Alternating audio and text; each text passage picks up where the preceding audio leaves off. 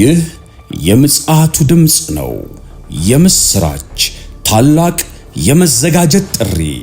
የበጉ ሰርግ ስለደረሰ ሚስቱም ራሷን ስላዘጋጀች ደስ ይበለን፣ ሐሴትም እናድርግ፣ ክብርንም ለእርሱ እናቅርብ።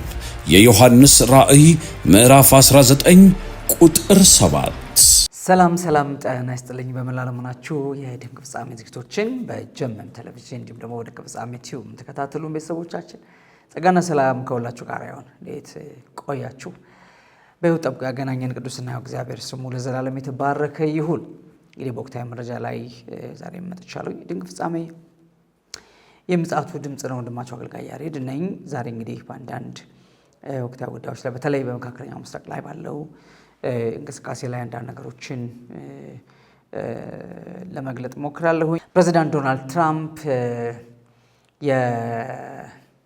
የኢራንን ለአሜሪካ የላከችው ታላቅ ስጦታ እንዳለና ያ ስጦታ ወደ አሜሪካ መድረሱን ይፋ አድርገው ነበረ። ይህ ስጦታ ምንድን ነው? እንግዲህ በጣም አነጋጋሪ ሆኗል። ምክንያቱም ዶናልድ ትራምፕ ራሳቸው ይህን ነገር ሚስጥር ስላደረጉት ማለት ነው። በዚህና በሌሎች አንዳንድ ነጥቦች ላይ አወራችኋለሁ። እንግዲህ ድንቅ ፍጻሜ ዩቲዩብ ላይ መረጃዎቻችን የምትከታተሉ ቤተሰቦቻችን እባካችሁ ደግሜ እላለሁኝ ሰብስክራይብ፣ ሼር፣ ላይክ ማድረግን እንዲሁም ደግሞ የደወል ምልክቱን መጫን እንዳትረሱ ያሳሰብኩኝ። ወደ ዛሬ መረጃ ልግባ። እንግዲህ ምናልባት በአደራዳሪዎች አማካኝነት ወደ 15 የሚጠጋ መደራደሪያ ነጥቦችን ባቀረቡት መሰረት ዶናልድ ትራምፕ ከኢራን ጋር ያለው አሁንም ንግግር ጨርሶ መስማማት ሊደረስበት አልቻለም። ነገር ግን ከዚህ ድርድር በኋላ ዶናልድ ትራምፕ አንድ ነገር አብስረዋል። ጋዜጠኞች ኢራናውያን ትረስ ማታደርጓቸው ከሆነ ወይም ደግሞ ወደ እርሱ ሀሳብ የማይመጡ ከሆነ ከኢራን ጋር መደራደር ነው ያስፈልጋል ብለው ሲጠይቋቸው ኢራን በጣም ትልቅ ስጦታ ሰጠናለች ብለዋል። እና ያ ትልቅ ስጦታ ደርሷል በማለት ወደ አሜሪካ ደርሷል በማለት አንድ ሚስጥራዊ ነገር አሜሪካ ከኢራን ማግኘቷን ለማብሰር ሞክረዋል። ይሄ እንግዲህ ምናልባት በቅርቡ በጣም አወዛጋቢ የሆነው የሆርሙዝ ሰርጥ ጉዳይ አለ። ግን በዋናነት ከኢራን ጋር ያለው ውስጥ አገባ በኒውክሌር ጉዳይ እንደሆነ ይታወቃልና ኢራን ምናልባት ይህን የኒውክሌር ባለቤትነት ሀሳቧን ትታዊ የሆነ ወይ ተብሎ ሲጠየቁ አይደለም ብለዋል። እንዲሁም ሆርሙዝን በተመለከተ ነው ወይ ሲባል ይህንንም እርግጠኛ አይደሉም ወይም ደግሞ እርግጠኛውን ምላሽ አልሰጡም። ነገር ግን ከነዳጅና ከጋዝ ጋር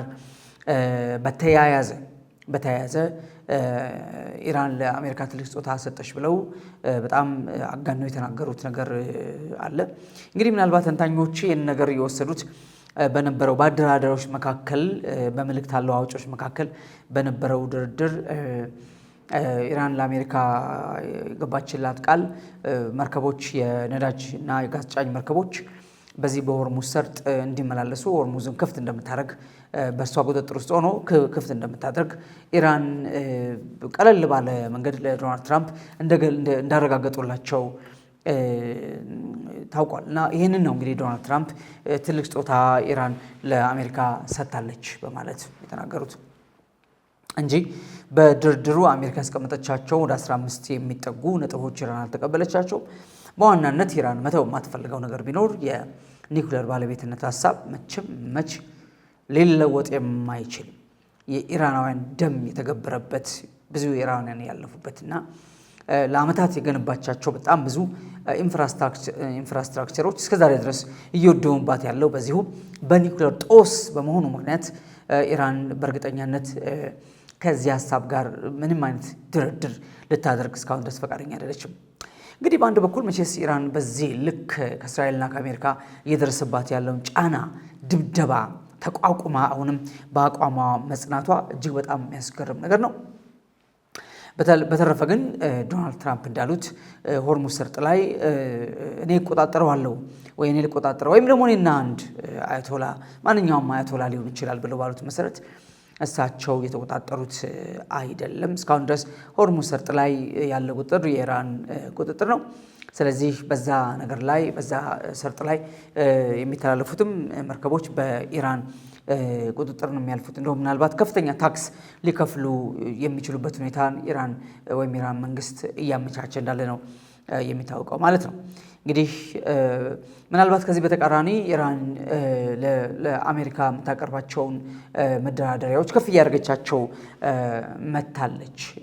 እንግዲህ ባለፈው እንደነገርኳችሁ የተኩስ ማቆም እንዲሁም ደግሞ ኢራን ለወደሙባት ንብረቶች ካሳ ከሚለው አልፋ አሜሪካ በገልፍ ካንትሪስ ላይ ወይም ደግሞ በባህረ ሰላጤው ሀገራት ላይ ያላትን የጦር ቤዝ በሙሉ ትታ እንድትወጣ የሚል ሌላ መደራደሪያ ኢራን አቅርባለች ማለት ነው። በጣም እርግጠኛነት አሜሪካ ታላቅነቷን የምታሳየባቸው በነ ካታር በሌሎችም ሀገሮች ላይ ያላት የጦር ቤዞች ናቸው። ይህ እንግዲህ በሩቅ ምስራቅ በነ ጃፓን በሌሎችም ሀገሮች ላይ በነ ደቡብ ኮሪያ ላይ ያላት ጦር ቤዝ አለ እና አሁን ግን የኢራን ፍላጎት የአሜሪካ የጦር ቤዞች በአቅራቢያ ባሉ በገልፍ ካንትሪስ ወይም ደግሞ በነዚህ በባህረ ሰላጤ ሀገሮች ላይ እስካለ ድረስ ደህንነት አይሰማኝም የሚል ልክ ራሻ ከዩክሬን ጋር ስታነሳ የነበረው አይነት ኮምፕሌን ኢራን ማንሳት ጀምራለች ማለት ነው።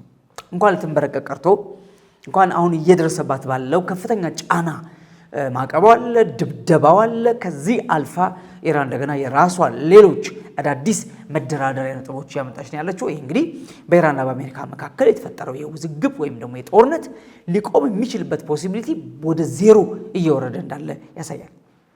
ምክንያቱም አሜሪካ ለዘመናት የገነባቻቸውን በባህረ ሰላጤ ሀገሮች ላይ ያሏትን የጦር ቤዞች ጥላ ልትወጣ የምትችልበት ምንም ወኔው ሊኖራት ስለማይችል ማለት ነው።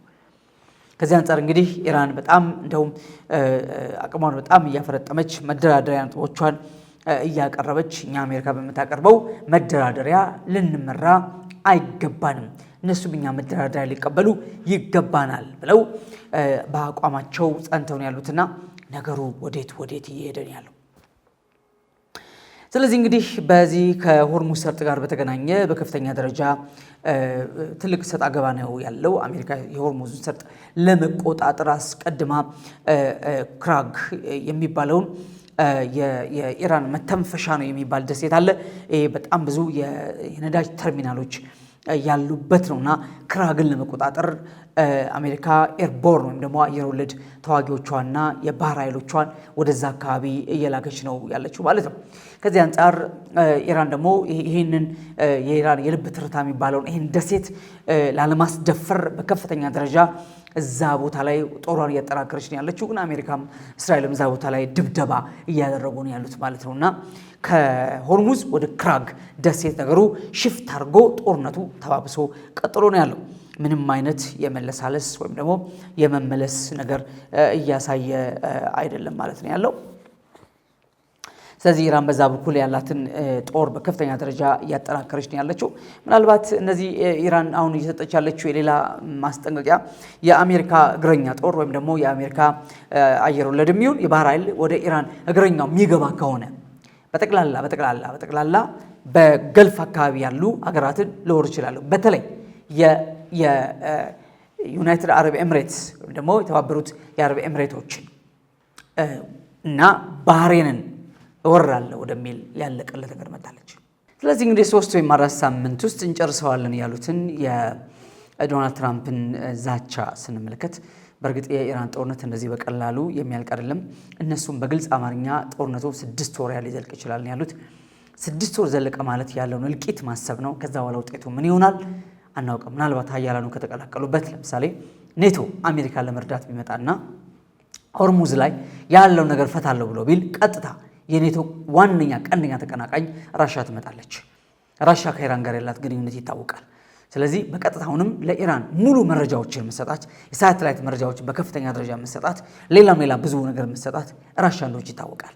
ራሻ ወደ ጦርነቱ ገባች ማለት አለቀ። ቀጥታ ወደ ጎግ ማጎግ ጦርነት ነው። ስለዚህ ራሻ ብትመጣ ቀጥሎ የሚሆነው ነገር ማሰብ በጣም ከባድ ነው የሚሆነውና ፍጻሜ ላይ ነው ያለ ነው።